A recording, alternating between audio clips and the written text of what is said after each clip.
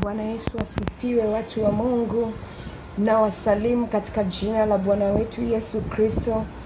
Mungu aliyeziumba mbingu na nchi, aliyetupenda akamtoa mwanae kwa ajili yetu kwa maondoleo ya dhambi, nasi kupitia yeye tumepata mshahara wa kuishi ulimwenguni. Tumepata neema ya kuwa wazima mpaka leo. Tutaenda kujifunza kwa habari ya agano, jinsi mtu anavyoishi katika agano la dhambi bila kujua, au jinsi mtu anavyoishi katika maagano ya ukoo bila kujua,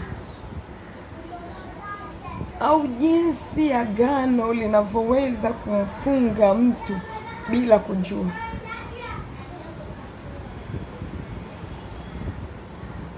Watu wa Mungu, uliyepata neema ya kusikia sauti hii mahali ulipo, neno hili likafanyike ufunguo kwenye maisha yako.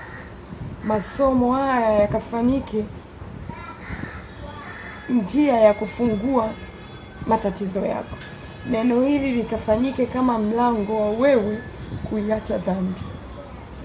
Mtu wa Mungu, agano ni nini?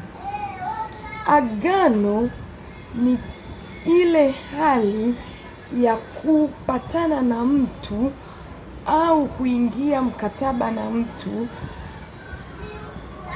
kwa mwendelezo bila kuacha. Ni ile hali ya kitu cha uendelezo, kwa kuendelea, kwa kufanya kitu kwa kuendelea bila kuacha. Hilo tayari ni agano ambalo unajiwekea. Unaweza ukaweka agano kazini kwako, mfano ukaingia kazini kwako, ukaingia agano na bosi wako kwa habari ya kazi. Unaweza ukaingia agano na mwenye nyumba wako kwa habari ya upangaji. Hilo lote ni agano, kwamba naingia agano la kukaa mahali au la kufanya kitu fulani kwa mwendelezo bila kuacha.